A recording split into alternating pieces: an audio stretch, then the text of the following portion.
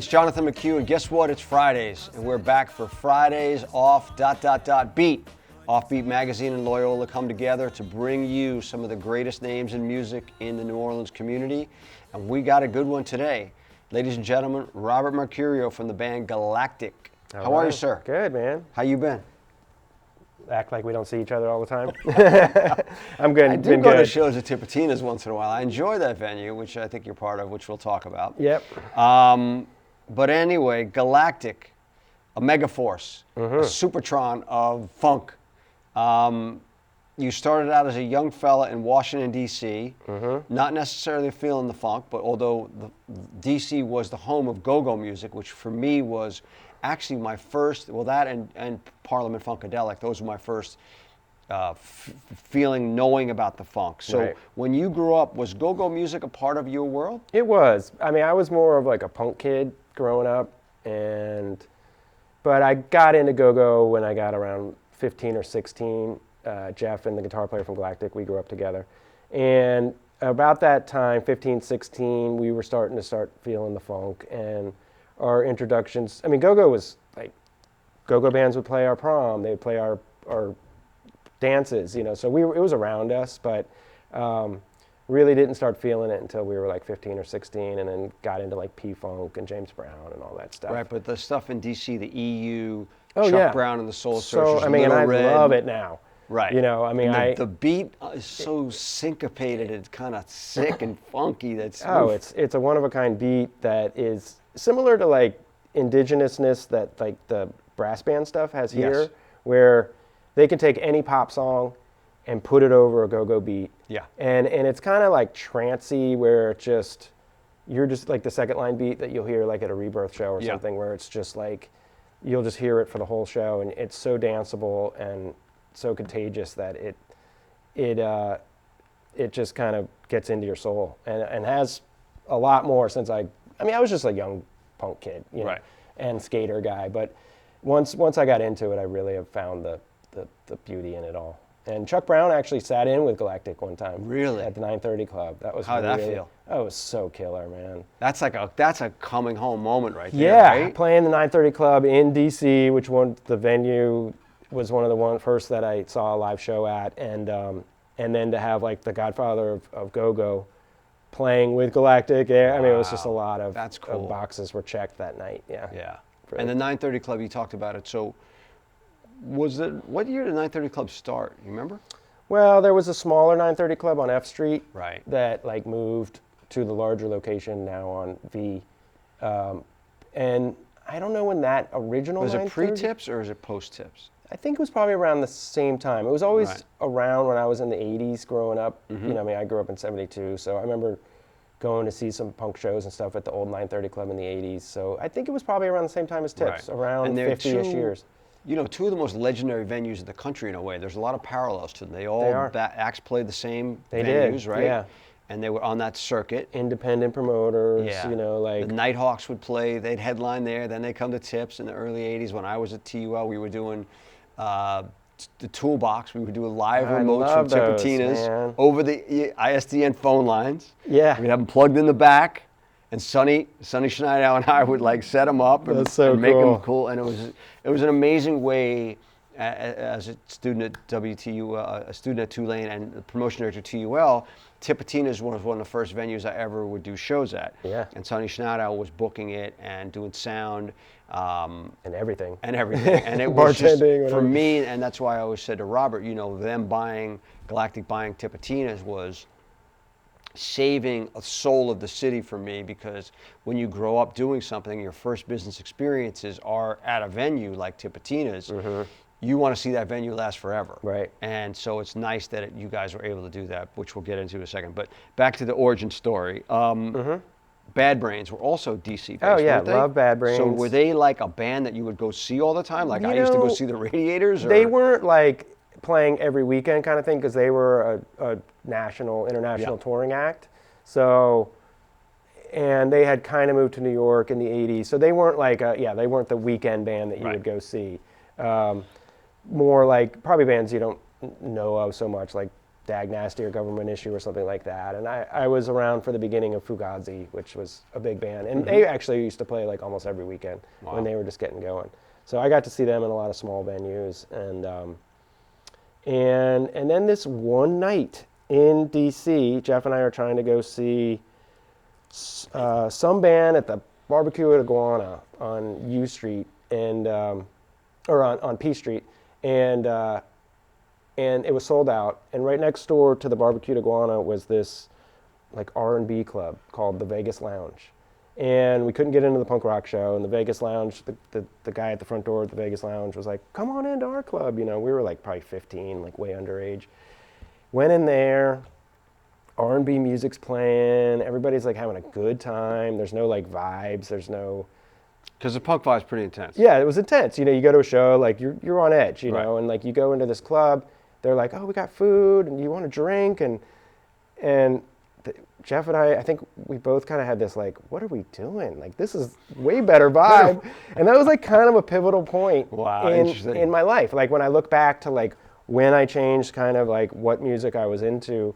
And then we would go down, they would let us sit in with them. They were really like encouraging. They loved having us there, like these underage white kids going to their club. I don't know why, but it was like, they had fun, you know, like they were open to us coming, and they were so accepting, and the other musicians were so cool, and so it really prepped us for coming to New Orleans. And like I moved down here when I was 17, and then I find like Benny's was like a similar club like that, where you'd go and, you know, there'd be an older musician there who would like talk to you on the set break and encouraging and giving you words of wisdom and stuff like that. Much more open culture. Yeah, it was a much more open culture than, you know, the punk scene was like competitive and aggressive, and so I kind of didn't look back after that. I mean, I think I still, like, Stanton grew up as a punk kid, and Jeff did too, so I think there's still like a little of that makes its way into our music, like a little angst, a little aggressiveness, versus if we were just had grown up like playing jazz or funk and R&B. Right. So, but yeah, I feel like that kind of was a turning point for me in my music, what I was into, and then moved to New Orleans, and it just really cemented it. So did you come for Tulane? Yeah. Okay, so you came for Tulane, and Jeff got into Tulane too, or no? He's a Loyola. He went to Loyola. Mm-hmm. So you guys were friends playing together, and you planned a strategy for one to come to one school and one the other in the same town? Kinda, yeah. I mean, we were like best friends growing up, and he got into Loyola kind of last minute. So I really thought I was moving down here by myself. I think about a month before school started, he got a late acceptance to Loyola, and I think about that. If he hadn't moved here as well, and I didn't really have somebody that we were hanging out like brothers, you know, especially then, because we were just two new guys in town together, and we both loved the music. So I don't know, if I would have had him encouraging me, and likewise, like if I would be Galactic, if I would have had a music career, you know, I might have been a psychologist. Yeah, no, I often think of that. If I didn't fall into the radio station at WTBL, like what do I do with my history degree? Well, I teach? Oh yeah, well here I am right here, but it's different. Yeah, you just never know those like bridges or those crossroads that you take, and how much they truthfully affect your life forever. So you're a musician, you form a band not quite called Galactic, but something like it. What was it called? Galactic Prophylactic. Which is a fantastic name. Really college name. Which came from? The Eddie Murphy skit on SNL. Right, which is funny. Which tried to show it to Jelly the other day, because she was just like, what? Galactic Prophylactic? And then yeah, she didn't even know, and we're showing her, you know, like trying to find the clip online, you know, and she's like, Eddie Murphy was on Saturday Night Live? Like, I mean, you know, she's just so much younger, and you know, didn't know this, you know, the history of like where stuff came from and whatnot. So and so who's the original lineup?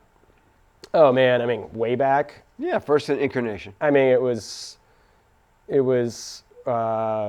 were so many incarnations. I mean, it started as a trio with this guy, I can't even remember his name on drums. Ben, his name was Ben on drums, with me, Jeff, and Ben, this guy. I mean, it slowly came together. The band really cemented when I met Stanton at a jam session, and we exchanged numbers, and then he came over around Christmas break, 93, and I was like, oh man, you should 30 no, was it 90? Yeah, 30 years ago. 30 years. Well, I lost a decade. Yeah. I was like, wait, it's been more than that.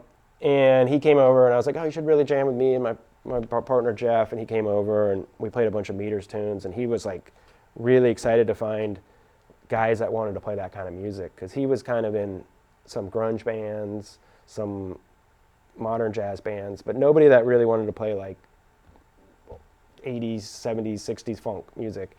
And he was like, oh man, I found, some other people. So then that kind of really took the band to the next level. And then we found Rich, because he had an organ. And then it just kind of, pieced from there, where we became like Galactic around 95. Right. And then your first time going to Tipitinas, what are your memories? Oh my gosh, yes. Jeff and I used to be like front row guys, we'd go there early, hold on to the rail, and I think my first show there was to see the Funky Meters, and it was just amazing, right? I mean, back then, like, no air conditioning. They probably fit about 300 more people in there than they do now, and you could smoke. You come out of there just like drenched, stinking of smoke, dancing with random women. It was like, as a 17, 18-year-old, it was amazing, because like you couldn't do that in DC. Right. I mean, the drinking age had already changed to 21. There just wasn't the looseness that there is at a club like Tips, especially back then. And I just thought it was the greatest thing ever. And I too was a WTUL DJ, so I got a lot of free tickets through that, because I always wanted to go to the shows that no one else did. I wanted to go see Maceo Parker or Bootsy Collins or whoever was rolling through, and the TUL kids are like, who are you even going to see? Right. It was like they wanted to see the alternative bands that were coming. Sure. So I could easily get the tickets to like those kinds of shows, the Funky Meters. And Jeff was, my ride or die, my plus one. So, we got into a lot of shows that way. Amazing. Which made it so we could go often as a college student with not a lot of income. So between that and going to Benny's, which was free. Benny's, legendary. Legendary spot, corner of Valence. And that's where you camp. met your future lead singer, right? Yeah. Talk about him. So yeah, we used to go to Benny's all the time, and the music really didn't start there literally until about midnight or later. And it would go till 4 any day of the week. Sunday, Tuesday, it was start at midnight and go to 4 a.m. for free, $1.50 Dixies. It was like crazy, amazing experience. And just to picture this venue, it was a house. Yeah. And it was corner of Valence and Camp. Valence and Camp were the Neville's neighborhood. Yeah, 13th And it was literally one side of the wall was blown. It was blown out, knocked out. The sheetrock was blown out, and there was a stage, and then there was a bar, and it was like you walked into some crazy ass time warp, and it was the coolest shit ever. It was so cool, and great music, man. And 7 days a week, and we used to go see Houseman Therold DeCluet. Would play there with Michael Ward, a bunch of bands, Michael Ward and the Reward, but he would appear there at least once a week. And he was such a friendly, amazing guy and as I saw touring with him, he would do this with young kids on the road. We would come off stage and he would have 3 or 4 kids, that he'd be talking to, and he would know their life story, and he was just so he just loved to mentor. He loved to mentor. He loved to talk to people. He loved to meet people. And he did that with us as young college kids, and just always loved his voice. So then, when it was time for Galactic to make our first record, Coolin' Off, in '95, our producer Dan Prothero suggested, you're an instrumental band. At that point, we're an instrumental band. He's like, why don't we get a vocalist on a couple tunes to just kind of give it a little more something, And we were like, oh, we know this guy Therold, he'd probably do it. So we invited him to the session, and we ended up writing 2 songs for the session. And then it was like, hey, Therold, why don't you come out and sing these songs with us at our next live show? And it just kind of snowballed, to where he became our singer.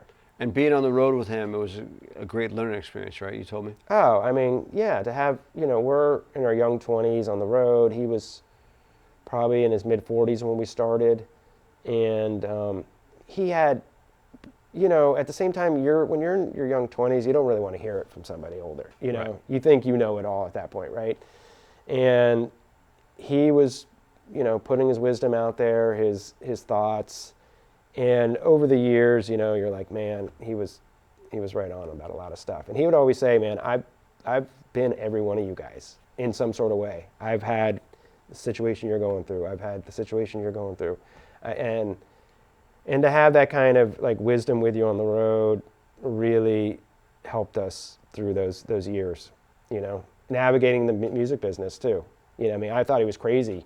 You know, oh, we should own our masters. And I'd be like, oh, what do you, that doesn't happen. And, you know, like now it's a thing. And I mean, just, he knew, you know, like he had been through 20 plus years of history and dealing, and probably way crazier 20 years that I just had. So he just had so much history and knowledge that and he was happy to talk about it almost, you know, he would just talk all the time. He loved to talk. Right. And so you were signed to some labels, right? What labels did you run through? You ran through the San Francisco-based label was your first one, right? Yeah. Fog City was the first label. Then we got signed with Sony, Capricorn. So Capricorn is where Capricorn is a legendary label. Phil Walden started, Allman Brothers, a bunch of other great Southern funk rock. Galactic ends up, does a record there. I'm at Jive Records. The record company gets bought by Cliff and Peter, who managed Metallica and have been some of the best managers of all time. And then I call them and I say, hey, you got this band Galactic? And they're like, yeah, we don't know. It's in the catalog. We don't even know what it is. I go, dude, these guys are great. At the same time, I realized I called Dino. I said, listen, we got an opportunity here because this is, you know, this band's got this, you know, what if you put some vocalists on your songs? Because there's like this great funk instrumental band, but like, why don't you put instrumentals on? Dino's like, yeah, we've been talking about it. And it's like, and that's one of those interesting turns in the road. Like, what would you have been if you just stayed straight instrumental band, right? Yeah. But when you get people like Macy Gray and David Shaw, all these different vocalists on your records, it just takes on a new level of fandom. So for you guys in that period when you started to put vocalists on stuff and do it more consistently, was that an organic thing for you? How did it feel for you guys who were just used to kind of jamming out and doing it, but to make more song records? Yeah, it was, I guess it felt natural. I guess we were kind of at that point in our musical knowledge and facilities where we were like, okay, we could probably start writing some songs that were like songs and not just kind of jam stuff. That was maybe our first few records were a little more like that.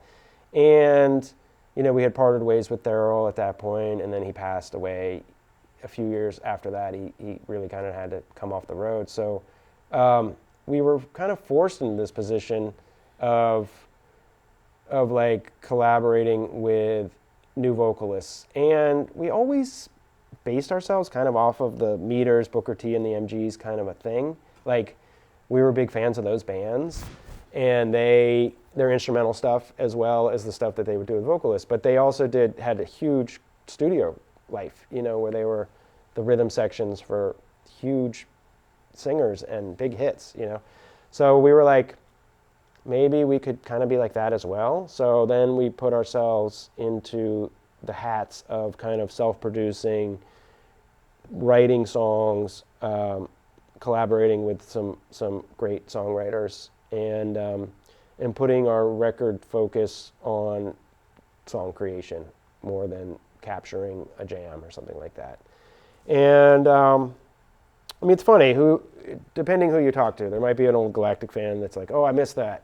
You know, I see that sometimes on our posts or whatever, where people are like, you know, go back to the jam band world. Yeah, or how you were. And I know how that is. You know, you like a band. We've been around for almost, you know, almost 30 years, 25, whatever years. Wow, it's been like 30 years. And you know, you like a band, how you found them when, you know, in 96 when we were like, and I get it, you know, you like that album that you got that made you attached to that band, you know. I feel like that with the Red Hot Chili Peppers. You know, like I love them. The early stuff, sure. Early stuff, and I really don't like their new stuff too much, you know. Right. But they're super popular right now, right? I mean, they're one of the biggest bands out there. So I get it. You kind of got to do what's in your own heart.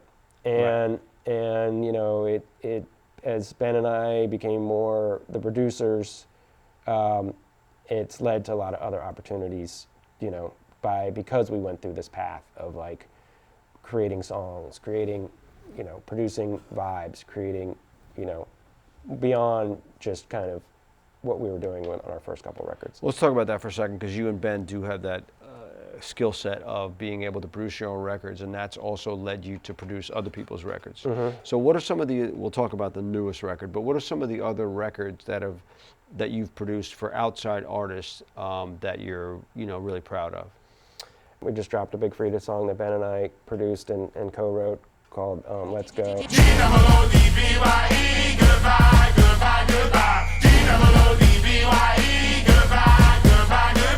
We wrote it with Boyfriend and Frida, and it's like really creative. I mean, Boyfriend is one of the most unsung songwriters in town. She's kind of a behind-the-scenes songwriter that a lot of people don't know.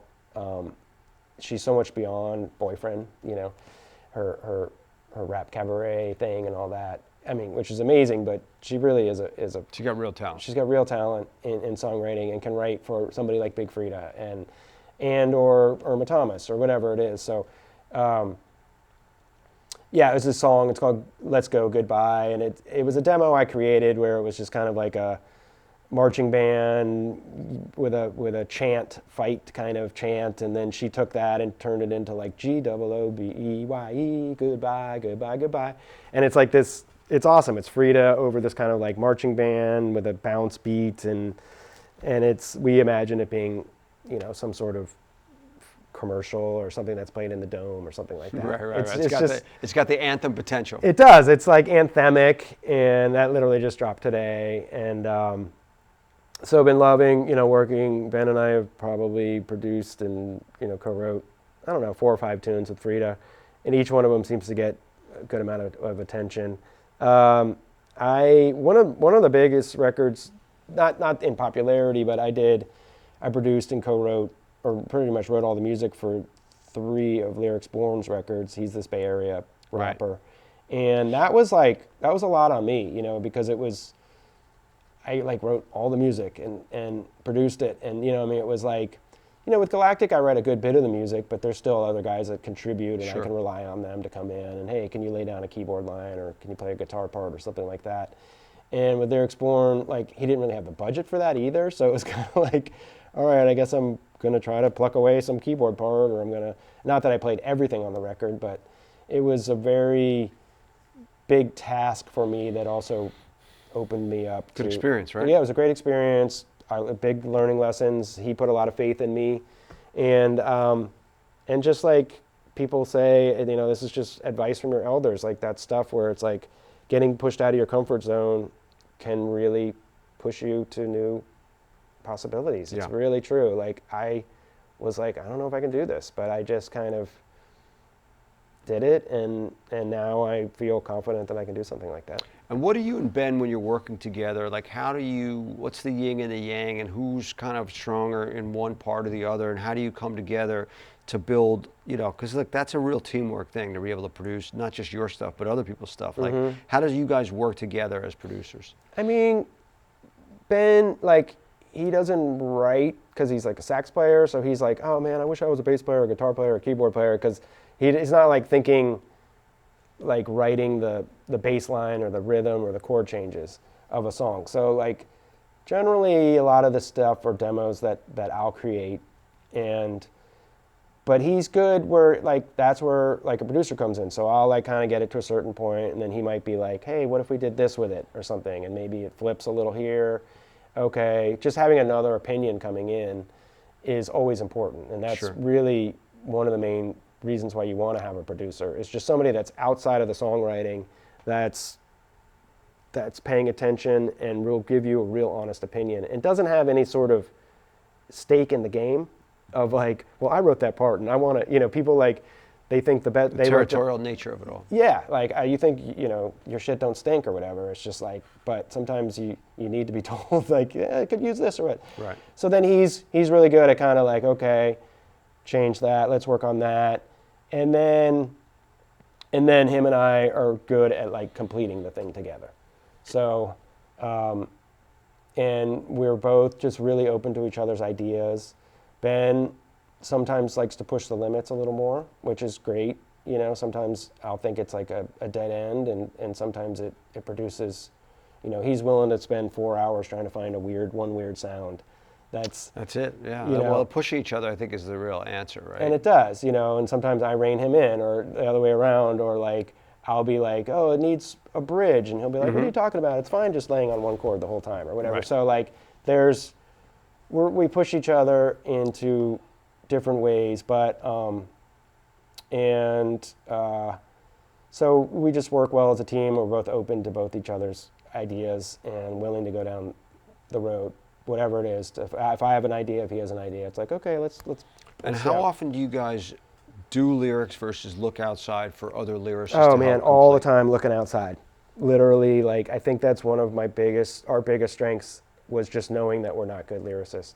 And that's a hard thing to accept for a lot of people. You know, they want to be the singer, they want to be the lyricist, and knowing your weaknesses is one of your biggest strengths, right? I think this is really good for students, especially too, who are trying to create music in a band. And, you know, at Loyola, we always try to encourage students to be putting out music, because we can't really promote them unless they're putting out music. And, you know, for example, there's a writer's camp going on, and I was asking the guy who's here from Atlanta doing the writer's camp, and I was like, how are the kids doing? He's like, good, but you just try to make them not second guess themselves.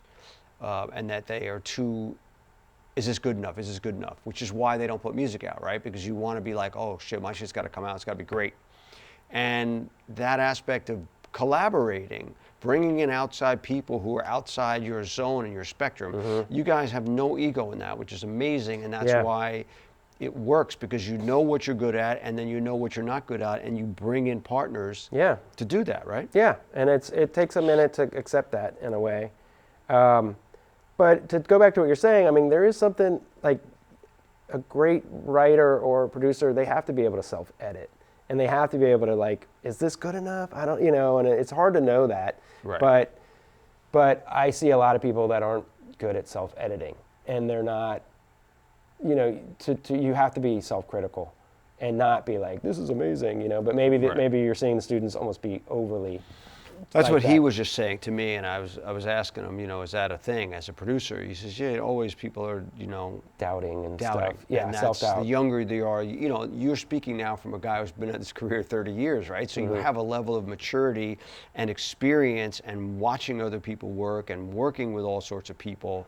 So you comes from a much more informed place, where the young people don't have that necessarily. Right. But the genius ones kind of do. Like the earlier they can get it together and get it out there and start to win, because you know, the world is enamored with youth. When you're young and you can do all these different things, it's a positive. Like you look at young River Eckert, right? He's like, he's 14, he's out there doing it, playing piano, and now he's starting to write songs, and it's like you could see the maturation start at 14. Yeah. And it's a beautiful thing to witness. It is. It's really cool seeing him progress how he has, and yeah, people love seeing that, right? Yeah. It's like to see a young talent. But I do, the collaboration, knowing your weaknesses, bringing in people that maybe are better at that, or, you know, I mean, that's just a lesson in life, I think. One of my favorite collaborations you guys ever did was Corner to the Block.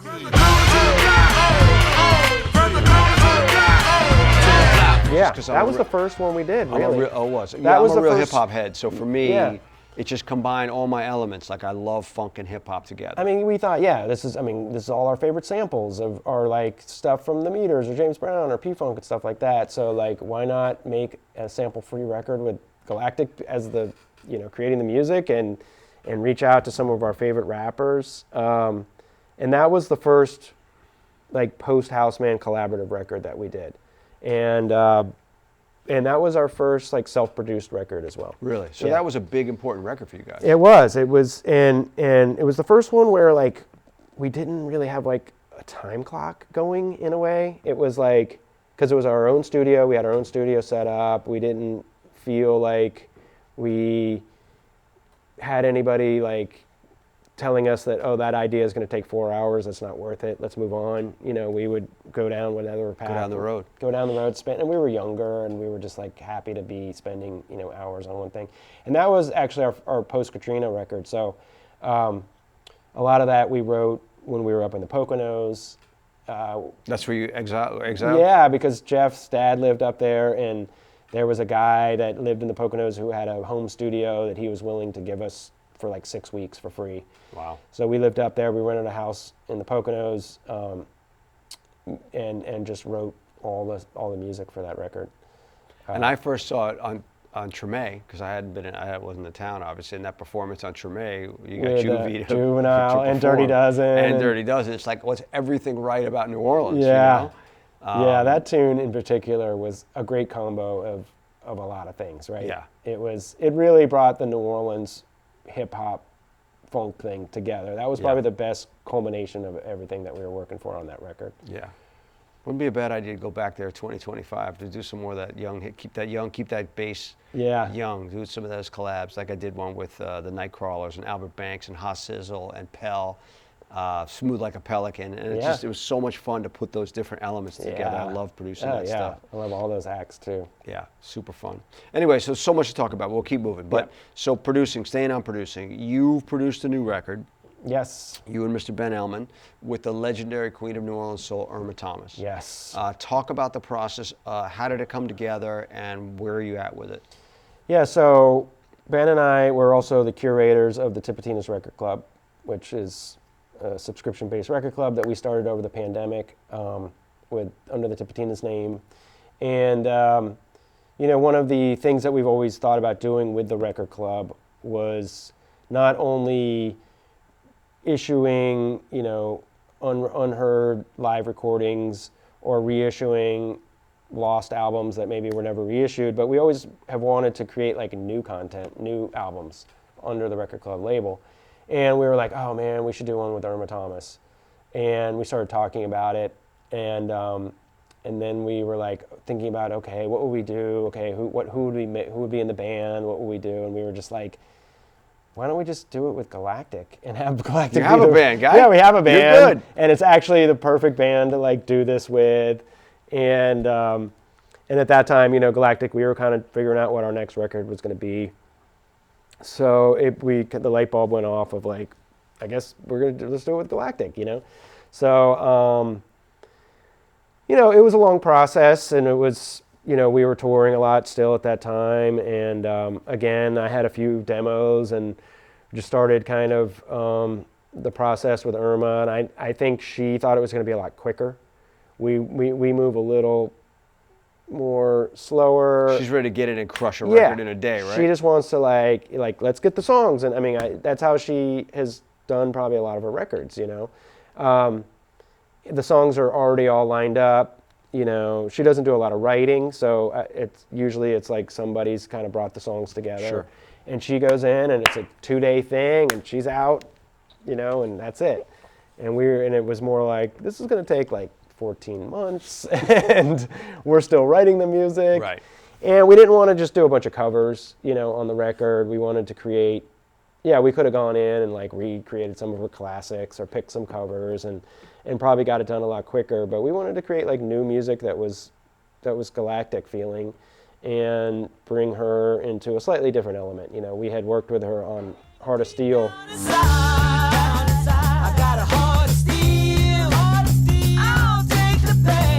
On our Yakame Which is album. a fantastic record. Yeah, it was a great song for her and for us. She still does it in her set.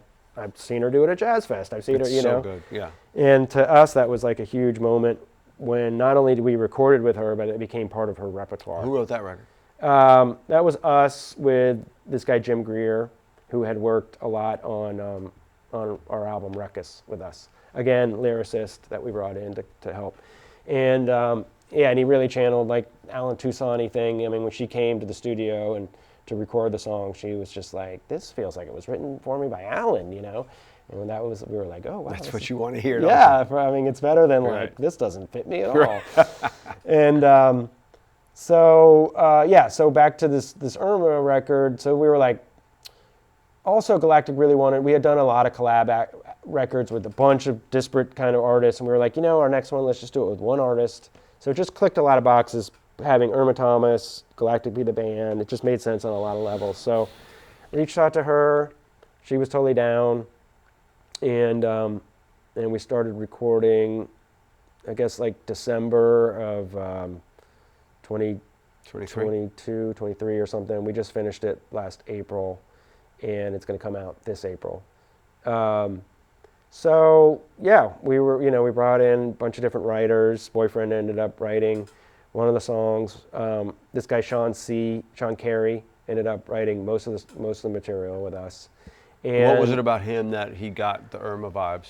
You know, it was interesting. I mean, he's a younger kid from Boston. He lives in New Orleans. And we were working with a lot of different co-writers, and just people were not writing stuff that seemed like the words would come out of Irma's mouth. And we didn't. It's very specialized. It is. And, you know, she's an 83-year-old, you know, New Orleans Queen of Soul. Like, you know, she'd been there, done that, and she's not going to sing about some young love or, you know, I mean, what people... Doesn't make sense, you right? know, and a lot of... It has to have classic feels. Heart of Steel is a great example. Right. It has to have a universal kind of feel, sound, something people were... You know, some of the songwriters were just a little too, like, you know, singing about the oak trees and the gumbo, and, you know, it's just like, okay, you're going... Because we threw out a wide net, cast a wide net of writers, and some people were from out of town, and of course they think, oh, every New Orleans song should be about the weeping willows or whatever, you know. So we're like, okay, we can't really do that. It seems a little too trite. Or the young love thing, you know, I mean, a lot of topics that people write about. So Sean just really got the assignment, and he would come when we would record a song with Irma. He would come to the session and just talk with her for a little bit, and sometimes he'd pick a couple little things that they talked about. Grab a tidbit, work that into the next song. And how great a gig is that? I mean, what a great gig that is. He was great. I mean, we bit off like one or two at a time with him. Right. We didn't really think that he would end up writing like most of the material with us, but he really did. He hit it out of the park. It's amazing. And he did write songs about love, but in a way that made sense from Irma Thomas's stance, you know. Right. And songs about where we are today as a society, and where we are, and where she is, and what she's done, and, you know, I mean, there's some cool perspectives on there that, but they all feel to me natural coming out of her mouth. Right. And that was something we just didn't want to. You see some of these older artists get produced, and people just miss it sometimes. Where you're just like, I don't believe this. Right, because there's a lot of gravitas to the personality, and the material has to match that in a way. Yeah, it does. And she likes. She'll say that. I mean, she's about the story of the song. Right. And if the story doesn't make sense to her, or if she can't get into the mindset of the story, she's not going to be able to deliver it. Yeah, she can't get behind it. Right. So question for you. Yeah. Is this record going to come out on Record Club first? It's going to come out on the Record Club and at the same time. At the same time. Yeah. Normally you give the Record Club gets a ramp, right? Yeah, we usually put out a record on the Record Club, and then like about 6 months later we'll release it digitally or whatever, and nationally. But this one, like the Record Club release will be a specific, unique color, and it'll be, you know, something that like gives the record... Differentiates. Yeah, differentiates somebody who's a subscriber to the Record Club, Right. gets something more special than if you were to just go to the store and buy it. And so talking about the Record Club for a second, who are some of the artists that you put out so far in the Record Club releases? Well, our current release right now is Taj Mahal. Oh my God, it's funny you mentioned that, because I just happen to have a copy right here. Yeah, this release Now is tell me about this one. I mean, this is a 1980s, literally 1980, December 1980, live at Tipitina's Taj Mahal solo, recorded by Sonny Schneido, who you were talking about earlier, who was basically him and his... He was at the board. He was at the board, and he was just doing all things Tipitina's at that point. And he had a recording from this, and it is just an amazing recording where you feel like you're about 10 feet in front of Taj Mahal. I mean, it does convey that. It does, and you get that right amount of audience sound where you feel like you're hearing some people singing along, but it's just a dream live recording that we were so happy to get our hands on. Recorded on my wife's birthday, December 5th. Wow. You might have been there, huh? I might have been there. I think I was there. And before this, we put out, I mean, this year has been really cool from Sister Gertrude which is this not Professor, it was a Preservation Hall album that came out. Probably only like 200 albums had been printed of this record. She's like this, she was a street busker slash nun slash just amazing, generous woman, Sister Gertrude, who made this very strong religious album that came out this last summer. And we did a reissue of Rebirth's I Feel Like Funkin' It Up, and has like all of the classic songs. One of the most classic brass band record of all time. And I mean, we were like, oh, this must have been reissued. It like hadn't been reissued since it came out. So, we're always looking for stuff that wasn't just, reissued a couple years ago by some other label. Like, some of these albums need to be heard on vinyl. We have a really cool record in December that's coming out, and it's our first album where we really just took a focus of one musician, and it was this drummer, James Black, that had a big career in New Orleans in the 60s, 70s, and 80s. And he was kind of an unsung hero. He was a great drummer, really never a household name around town, but was on huge hits and worked a lot with Eddie Bo and Scram Records and a bunch of killer funk 45s back in the day. He's the drummer on Hook and Sling. It's like formative drummer on a lot of... I learned about him through your own Stanton Moore, who plays his stuff all the time. Loves him. I mean, he was a songwriter too, James Black.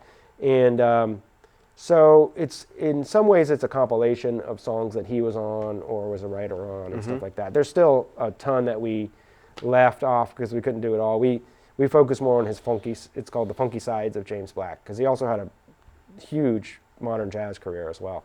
But we just kind of wanted to give it a focus. So it doesn't have to be live at Tips. It can just be something cool that's lost in time that needs to come back out. Exactly, right? Yeah. And, we're working on this Wild Chapatoulas album that is from their 1977 Jazz Fest performance, which I tracked down from this filmmaker, Les Blank, who happened to be there, who made this movie called Always for Pleasure. And I always saw this one song that was in the Always for Pleasure. I reached out to his son to see if maybe they had recorded more of the set, and the son tracked it down and found the full set had been recorded. So I'm sending this to Quint Davis, and he's just for Jazz Fest approval. Yeah, and just because I knew he would enjoy it, because he's just beyond the business. He's a music lover, producer of Jazz Fest. I send it to him. He hits me back like, the set's like 35 minutes later. He hits me back like 36 minutes later. He's just like, "You're doing the work of God. I never thought I'd hear this again. This is amazing." So when somebody like that, I send it to Ivan, who was on stage for that. Send it to Cyril. These guys thought they would never possibly hear this music again. So we feel like we want it to be, not just the everyday, here's a reissue, stuff that some of it's been long or lost or people never thought they'd be able to hear it again. Right. We put out this Dirty Dozen and Dizzy Gillespie record live from the Orpheum. I think it was like 83. No one had ever heard that recording, and it was a night that needed to be remembered. Dizzy Gillespie playing with Dirty Dozen at the height of their career. It's like the band's on fire. It's amazing. An Etta James performance from Tipitina's in '84. But yeah, it's like there's 6 releases a year, so we kind of want like 2 to be live recordings, 2 to be reissues, and ideally we'd love to have like 2 be like new albums. And why only 6? Why not 1 a month? That was something like right when we bit it off, like right before we were about to launch the record club. Ben was like, "I just think it's going to be too much, too hard to keep up with." Right. And possibly we didn't want to become that New Yorker that's just showing up too often. I don't know if you subscribe to the New Yorker. Yeah, you can't get it read, you mean. It's just like the content, it's just, there's one coming every two weeks, and you haven't read the last one, and it's just stacking up. Sure. So there's a couple twofolds of that where like, it was like, oh my God, this might be a lot to bite off, 12 of them. And 6 is like, somebody will get around to hearing the record within a month that they get to it. And then when the next one comes, you're excited to see it instead of like, oh man, I have 3 back here I haven't even listened to. So, and it was a good call, because it has been difficult to even keep up with the 1 every other month. because there's a legal that goes a good into idea it. for one I'm going to pitch you later. Actually, right. I just think about it's a great thing when you say things that should be heard. Right. It's really important because that's part of the reason I moved back here is this culture is so addictive. The music is addictive. Like Quint says, that's the thing you want to just listen to. Like I still listen to Meters cassettes that I recorded at WTUL at Tipitina's. I go back and listen to that, and it's just crazy that you still do that. But anyway, speaking of Tipitina's, yes. So the story of you guys buying Tipitina's, as if you didn't have a great enough career, getting to the place of wanting to own a nightclub that you started out coming to and standing in the front row and watching the Meters at 18 as I was there, you know what I mean? So the story of you buying this club, how did it happen? Man, it was, obviously Galactic had played there a ton. We went from being kids in the audience to headlining there in probably 97, 98, and taking over a lot of the big holidays. The Neville Brothers had kind of stopped performing. They had a lot of those holidays locked in. They kind of stopped performing right when we kind of took over some of them, from New Year's to some of the Mardi Gras ones. So, we had played there for 20 years at that point. And then around New Year's of 2017, we had been seeing that the club had been falling off a lot. And then we played New Year's Eve, and it was sold out. And there was no money to pay us. That's a problem. Yeah, and they're like, yeah, sorry, the bank account's empty. We got nothing to pay you. And we're like, wait, we just sold it out. So that opened up a conversation with the previous owner, with us and our manager and him, of just okay, this is something's not working here. You're obviously having some issues. And truthfully, we kind of had a dream of, we thought we were kind of loosely talking with some people in town of opening a venue, 500-600 person venue. But we were taking our sweet time. We weren't going to just jump into it. We really wanted to find the right spot. We had gone and looked at a bunch of properties. It was kind of a dream thing. It was just early discussions of something. And then our manager, Alex Brawl, was like, well, let's try to buy Tips. It's already self-established. You guys love it. It needs some help right now. It's going to go under. It's going to get swept up by a Live Nation or a AEG or something, and this is our opportunity. It's obvious that the previous owner couldn't keep it going, and I will say one of the greatest things that Roland did was not selling it off to. He could have sold it a lot quicker, probably for a lot more money, to a Live Nation or something like that, but that he really, I think, wanted to see the destiny and the history of the place in the hands of people that he thought would care about it. And he knew how much we loved it, and that we had been the band, kind of had become one of the house bands there at that point. So, yeah, it was 11-month negotiation, painful, fundraising on our part, trying to convince banks to lend money to 5 guys in a band is not easy. So there were certain band members that had to be convinced more than others, or was everybody kind of interested? was in. At first there was some disbelief that it could even happen. And I will say, I give a lot of credit to our to Dino and Alex, our lawyer Dino and Alex, who really just persevered. A lot of times there was some curveballs that were thrown at us that might have deterred me. And we just kind of fought through them, it seemed impossible at some points.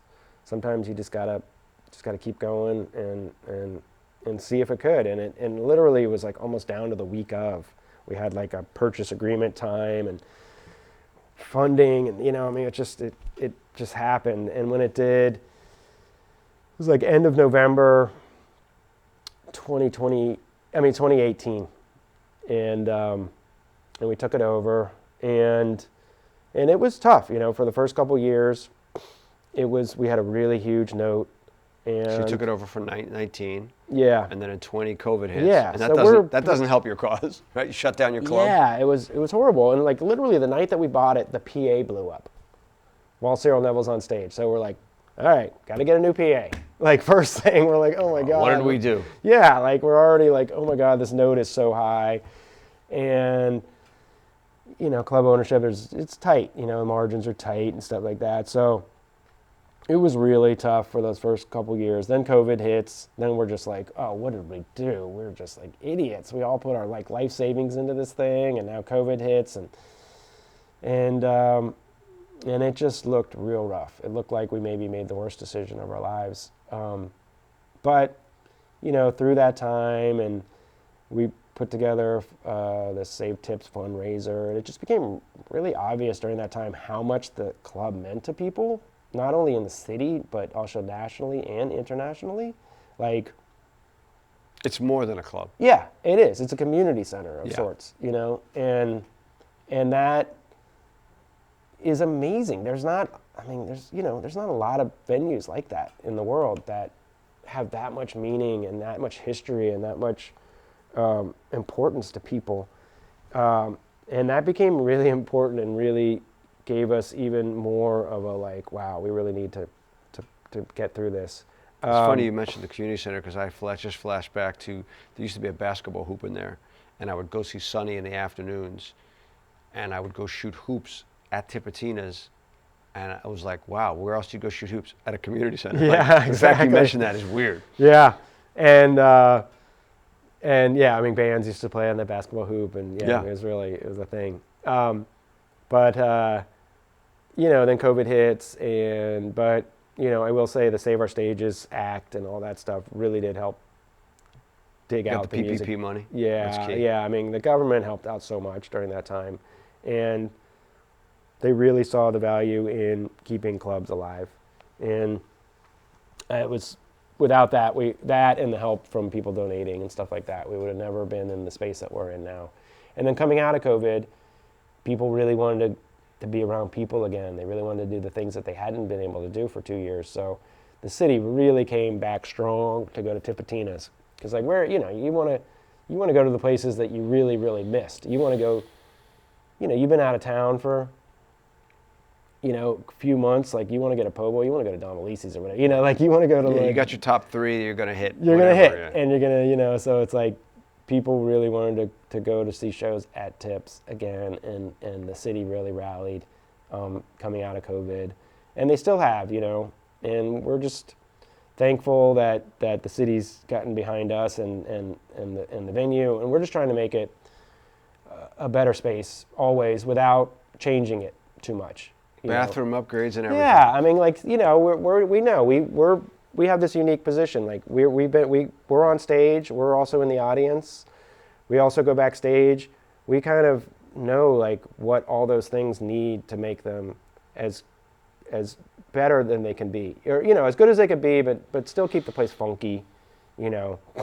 And we just also want to get the history more in the club. I mean, it's one thing we did right off the bat. Ben and I went and like removed all the like Bud Light neon signs, and you know, I mean, it's like the stuff on the wall should be like important. Well, you have the posters up, right? The posters, the block printing posters that have been, you know, we've been promoting shows since the 80s or 70s, whatever it's been, and I look up when I'm in there and I'm going, yeah, I remember that one. Boy, I wish I was at that one. That would have been a good one. Yeah. One of the great things about Tipitina's is you've been in business with Sonny Schneidow, who was one of the legendary bookers and sound people in town. He was at Tips for decades, you know, one of the 14, as he would tell me, co-founders of Tips, and then he went on to spend 20 plus years at House of Blues. You got him back in the fold to do some really high level Thanksgiving shows with people like Professor Longhair, celebrating the music of Professor Longhair, Dr. John, Fats Domino, Alan Toussaint, fantastic shows. This year happens to feature an artist that you've just done a record with, Irma Thomas, celebrating the music of Irma Thomas. How excited for you about this show, especially the timing of it, is that you have a record coming out with Irma. So tell us about this show. I mean, you know, I think it hit Sonny. Well, it was like, I need, if we're doing these tribute shows, like we have still some people that are around, and let's give these people their flowers now instead of celebrating them once they passed, which we will as well.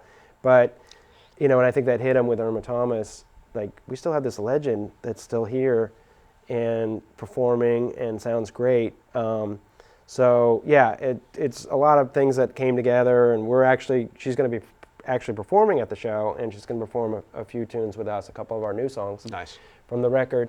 And yeah, the nights are always so beautiful. The night before Thanksgiving, a lot of people coming back into town, celebrating the history of the city that we all love so much. So hats off to Sonny for putting together another banger. And what's the date this year? It's November, the night before Thanksgiving. Night before Thanksgiving, yeah. Show up at Tipitina's night before Thanksgiving. Buy tickets now because it will sell out. Yeah, it does. These are sellout shows, and some of the greatest I've ever seen. So we're going to listen to a song from the new Irma Thomas record, which is called Audience with the Queen. Yes. And the song that you're going to play is called Where I Belong. Again, Robert, thank you so much for coming in, being the guy you are, and making sure Tipitina stays in the common good for New Orleans. Thank you all. Thank you.